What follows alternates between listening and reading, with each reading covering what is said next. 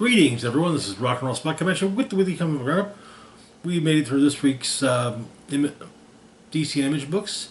Now, so I'm going to kick things off with this week's Marvel books.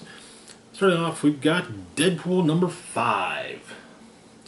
Where we left off, Deadpool had took the fight to Death Grip, who was now empowered by the Muramasa blade, or at least the magic therein. And well,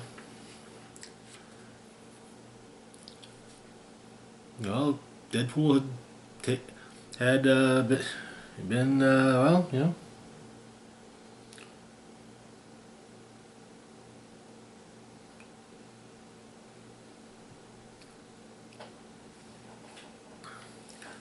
had been stabbed by him. So, but he wasn't. And of course, normally being stabbed it would be a problem for Deadpool.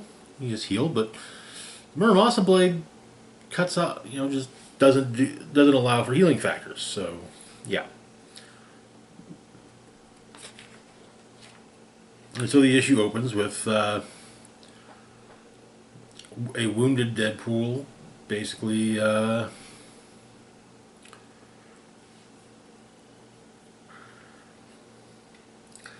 Continuing to taunt Death Grip, but he managed to get a second wind and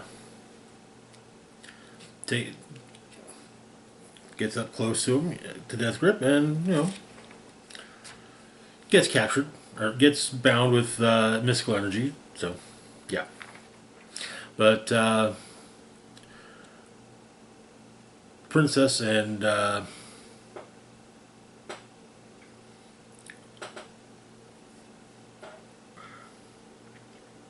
Deadpool's daughter are wondering where Wade is, so yeah, they managed to find him, and Deadpool is managing to, do fairly decently with that second wind, until he gets his arm ripped off. Taskmaster's dealing with Death Grip's henchmen and hench cultists, I should say, and uses their mystical hand symbols to potentially trick them into thinking he can do magic. He just shoots them, but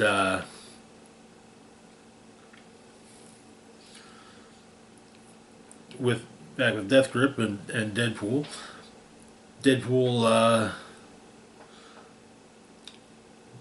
relieves Death Grip of his hands, but Death Grip can basically shoot energy blasts from his mouth as well, and well, does that to blast off one of Deadpool's legs. But Deadpool's girls arrive.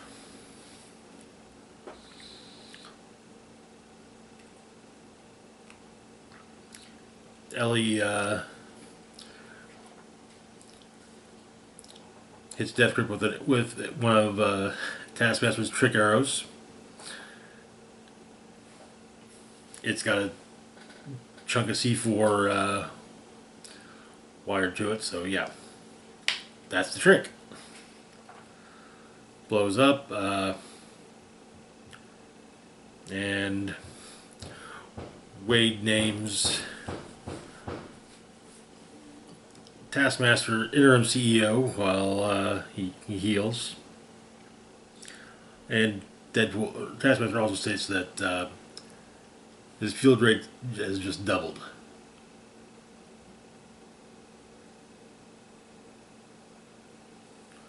But that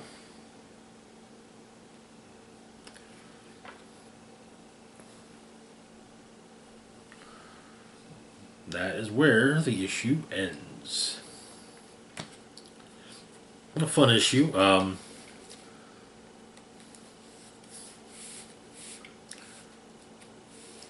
have to wait and see how things work out. Where everyone's sort of work with the mouth. moving on to our next book, we've got Phoenix #2, where we left off. Jean Grey was in space doing space hero stuff, and a Pericus, a former foe of Thor, had broken out of a interstellar prison. As it was about to be swallowed by a black hole, Jean stopped the swallow from being, or the prisoner from being swallowed by the black hole, but Pericus managed to escape. Where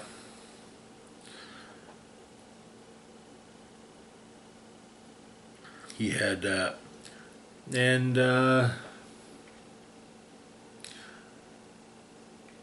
he had escaped to the planet that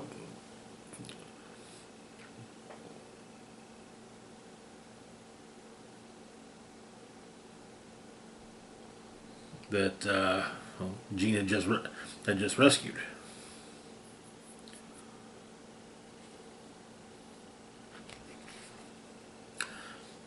But in the interim, Jean has been answering every psychic distress call she can, and she's exhausted. Jean is exhausted. Phoenix not so much. But there's a proximity warning.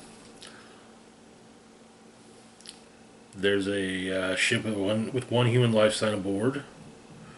It's badly damaged. That human life sign turns out to be Jean's father-in-law,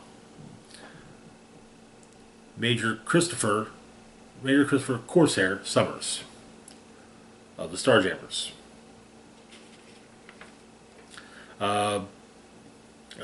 Adani, after burying his father, attacks Pericus with a shovel. Doesn't do much good, but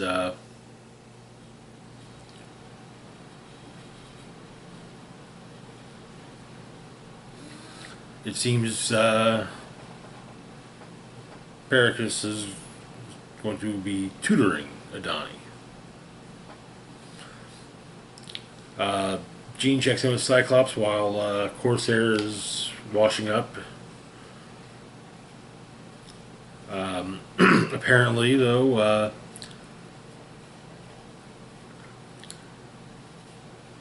he's trying to be better for, you know,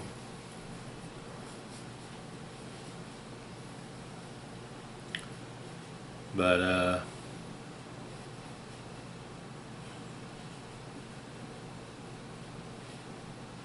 well, he's trying to be a hero, trying to make Scott proud.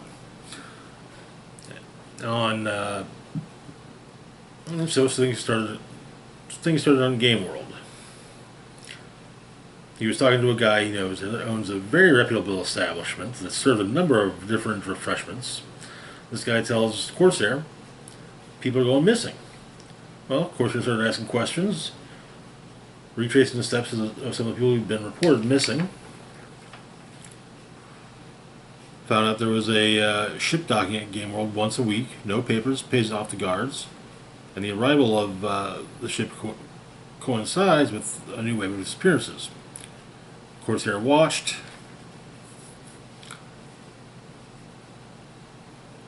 When he saw the ship, he recognized it. It belongs to the Black Order. Followed to a small moon only a few light years from Game World. And when Corsair tried to get closer,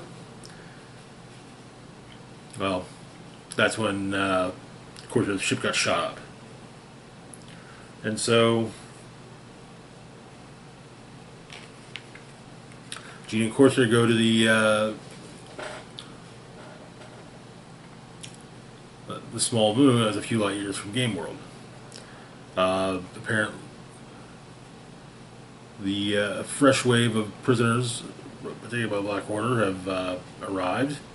One of them is there are a few Skrulls, and one of them manages to get out of his shackles.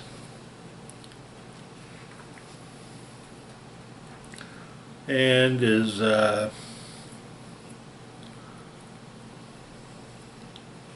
seemingly killed. But then Phoenix shows up, and as well as Corsair. But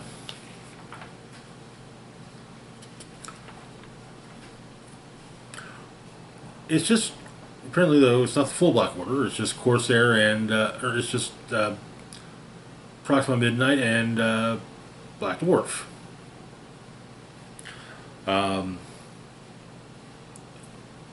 Some of the prisoners say, "Oh yeah, well Phoenix is here. Yeah, Phoenix is a good sign." When the ground erupts and a horde of Asgardian zombies show up. That is where the issue ends.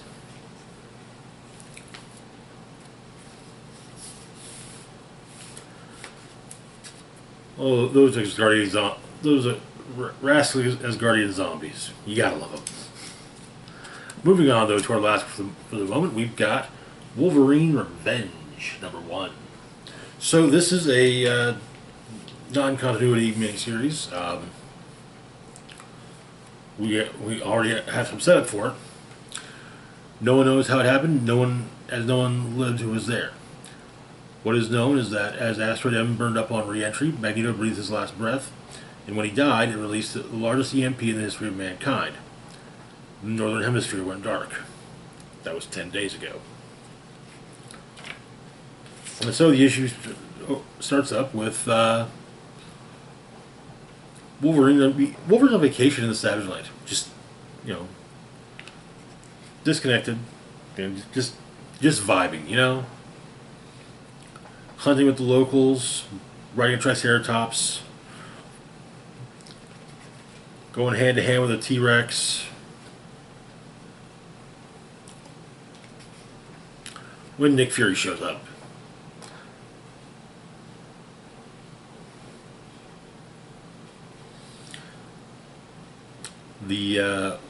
After the EMP, the Shield helicarrier fleet was reduced to 3 from 20. But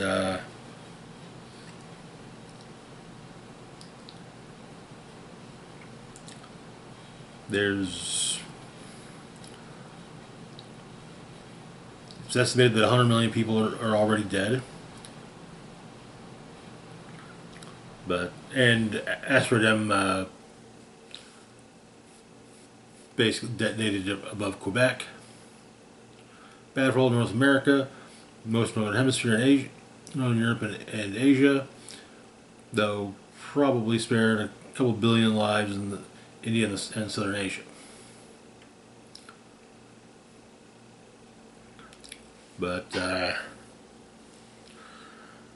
Fury's put together a team to. First off, Fury puts various high-ranking Shield agents in command of each of the helicarriers. Clay Quartermain, Dum Dum Dugan, and Maria Hill.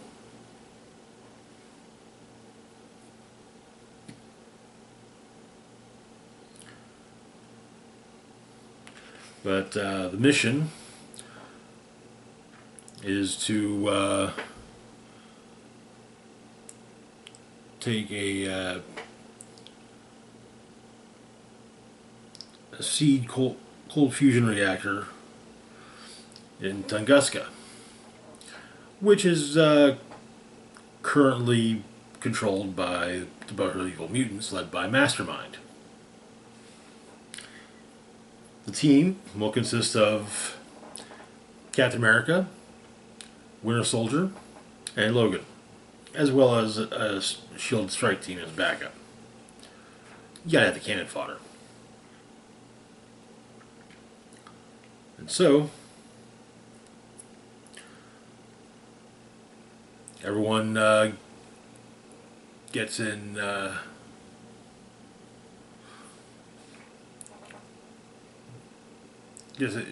various commands. Quartermain is immediately taken over by Mastermind, and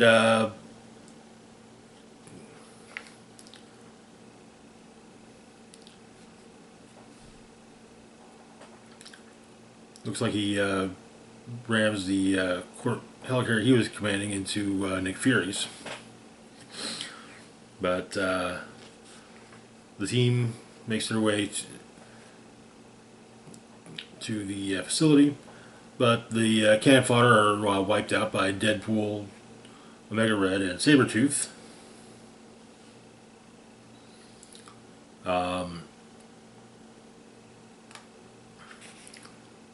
And Cap and Winter Soldier are taken prisoner by them as well. And then Wolverine. But they've all had explosives implanted in their chests. They do some experimenting with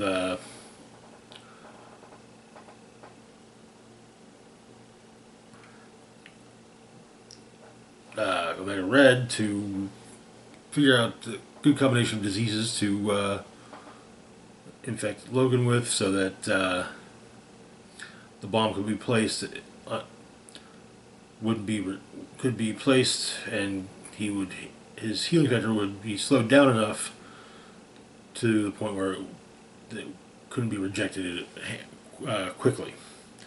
The bomb is also under his rib cage, so it can't just be expelled by his healing factor.